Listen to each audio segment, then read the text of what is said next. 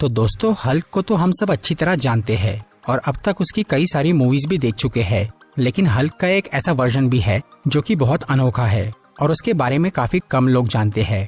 वो है red Hulk, जो कि थोड़ा बहुत ग्रीन हल्क जैसा ही है, मगर वो उससे भी ज्यादा पावरफुल है, जिसे अब तक हमने सिर्फ कॉमिक्स या एनिमेटेड टीवी सीरीज में ही देखा है। लेकिन अब ये कैरेक्टर कैप्टन अमेरिका 4 मूवी में दिखने वाला है। इसलिए आज हम जानेंगे रेड हल्क की ओरिजिन और पावर्स को और बात करेंगे फिल्म में उसके रोल के बारे में। तो आइए देखते हैं।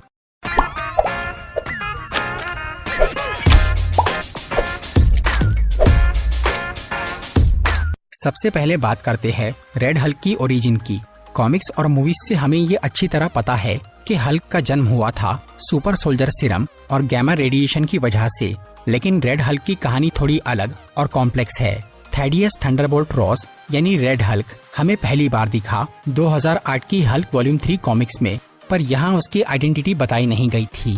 थंडरबोल्ट रॉस यूएस मिलिट्री में जनरल थे और उनकी लाइफ डिसिप्लिन और ड्यूटी के आसपास ही घूमती थी।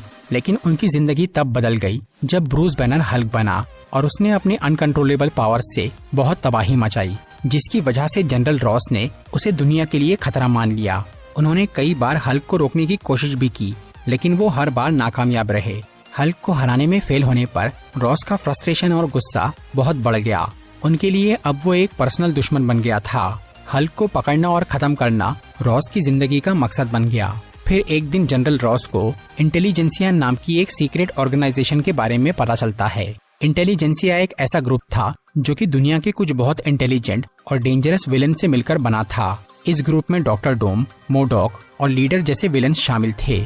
इंटेलिजेंसिया हल्क के जैसे सुपर ह्यूमंस क्रिएट करना चाहते थे जो कि उनके लिए काम करे, और इस एक्सपेरिमेंट के लिए वो एक ऐसा आदमी ढूंढ रहे थे जिसकी फाइटिंग स्किल्स अच्छी हो और वो सुपर हीरोज का दुश्मन हो। इसीलिए उन्होंने जनरल रॉस से बात की। रॉस पहले से ही हल्क का दुश्मन था और उसे मिलिट्री का एक्सपीरियंस भी था। इसीलिए उसे लगा कि ये बहुत अच्छा मौका है हल्क से बदला लेने का, जिसकी वजह से वो इस एक्सपेरिमेंट के लिए राजी हो गया। इसके बाद इंटेलिजेंसिया ने एक स्पेशल सीरम बनाया जो कि सुपर सोल्जर सीरम और गैमा रेडिएशन से मिलकर बना था, और इस सीरम का यूज करके उन्होंने थैडियस रॉस को रेड हल्क बना दिया। इस सीरम से उसकी बॉडी में एक बड़ा ट्रांसफॉर्मेशन हुआ और रॉस का गुस्सा पहले से भी ज्यादा बढ़ गया। फिर वो अपनी असलियत छुपाकर हल्क के खिलाफ लड़ने लगा ताकि किसी को ये ना पता चले कि जो इंसान हल्क को रोकना चाहता था आज वो खुद हल्क से भी बड़ा राक्षस बन गया है। इससे उसकी पर्सनल और प्रोफेशनल लाइफ में भी प्रॉब्लम्स आ सकती थी और हल्क को रोकने का उसका मिशन भी फेल हो सकता था। अब बात करते हैं रेड हल्क की पावर्स के बारे में। किसी भी हीरो या विलेन के जैसे रेड हल्क के पास भी सुपर ह्यूमन स्ट्रेंथ और ड्यूरेबिलिटी है, लेकिन इन सब के अलावा कुछ और पावर्स भी है जो कि रेड हल्क को स्पेशल बनाती है।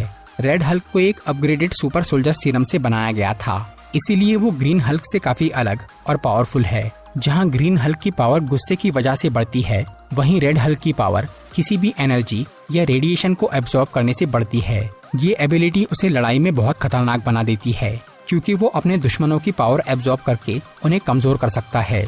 वो जितना ज्यादा रेडिएशन एब्जॉर्ब करता है उतना ही पावरफुल बनता जाता है और उसका शरीर इतना गर्म हो जाता है कि वो उससे रेत को भी पिघला सकता है। ब्रूस बैनर अपनी मर्जी से हल्क नहीं बन सकता, उसे इस बदलाव के लिए एक्साइटमेंट या गुस्से की जरूरत होती है।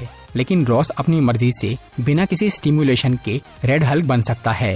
ब्रूस बैनर हल्क बनने के बाद अपनी इंसान वाली मेमोरी भूल जाता है, लेकिन रॉस की मेमोरी और इंटेलिजेंस रेड हल्क बनने के बाद भी वैसे ही रहती है। जनरल रॉस कई साल तक मिलिट्री में रह चुका है, इसीलिए उसकी फाइटिंग स्किल्स बहुत अच्छी है, जिसे वो हल्क बनने के बाद भी यूज कर सकता है, और इसकी वजह से वो ग्रीन हल्क से भी ज्यादा खतरनाक है। ये सब तो हुई कॉमिक्स की बात। अब बात करते हैं कैप्टन अमेरिका 4 मूवी के बारे में। कुछ टाइम पहले इस मूवी का ट्रेलर सामने आया और इसकी रिलीज डेट अनाउंस की गई। फिल्म का पूरा नाम है ब्रेव न्यू वर्ल्ड। ये मूवी काफी इम्पोर्टेंट है क्योंकि ये अपकमिंग फिल्म्स के साथ साथ पुरानी मूवीज से भी कनेक्ट होती है। हम ये जानते हैं कि कैप्टन अमेरिका की मूवीज बाकी सुपर हीरो मूवीज से थोड़ी अलग और कॉम्प्लेक्स होती है, क्योंकि इसकी स्टोरी काफी ग्राउंडेड और पॉलिटिक्स से जुड़ी हुई होती है। ये फिल्म भी राजनीति से भरपूर है और इस बार यहाँ जनरल रॉस अमेरिका के प्रेसिडेंट बनने वाले हैं।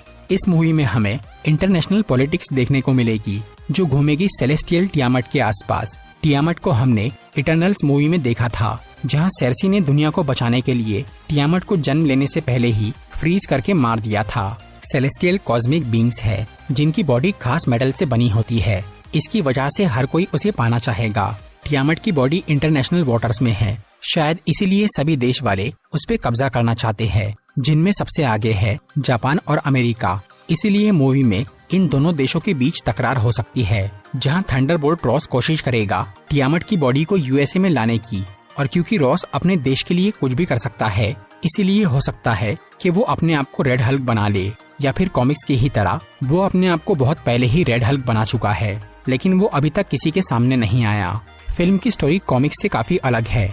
कॉमिक्स में red Hulk mainly Bruce banner का दुश्मन था और उसकी कहानी ग्रीन हल्क के आसपास ही घूमती है, लेकिन यहाँ उसे कैप्टन अमेरिका से लड़ते हुए दिखाया जाएगा, इसीलिए कुछ भी एग्जैक्ट बता पाना मुश्किल है। कॉमिक्स में रेड हल्क को शुरू में एक विलन दिखाया गया था, पर बाद में वो एवेंजर्स की टीम ज्वाइन करके एक हीरो बन गया था। फिल्म में रेड हल्क के अलावा एक और विलन है, जो कि है सैमुअल स्टर्न्स यानी लीडर। इस कैरेक्टर को हमने 2008 की द इनक्रेडिबल हल्क मूवी में देखा था। उस फिल्म के एंड में सैमुअल के सर पे हल्क का ब्लड गिर गया था, जिससे उसका ब्रेन म्यूटेट होना शुरू हो गया था। उसी से वो अपने कॉमिक्स वाले रूप में आएगा, मतलब वो लीडर नाम का एक विलन बन जाएगा। कैप्टन अमेरिका 4 में शायद लीडर ने ही रॉस को हल्क बनाया है, क्योंकि वो पहले भी ये काम कर चुका है एमिल ब्लॉन्स्की को एबोमिनेशन बनाकर। ब्रूस बैनर का हल्क एमसीयू में बहुत फेमस है, पर जब से वो एंड गेम में स्मार्ट हल्क बना है, तब से वो काफी शांत हो गया है और फैंस को हल्क का मॉन्स्टर वाला रूप देखना ही पसंद है। इसीलिए अब एमसीयू में रेड हल्क को इंट्रोड्यूस किया जा रहा है, ताकि उसे पुराने हल्क की तरह ही खतरनाक दिखाया जा सके।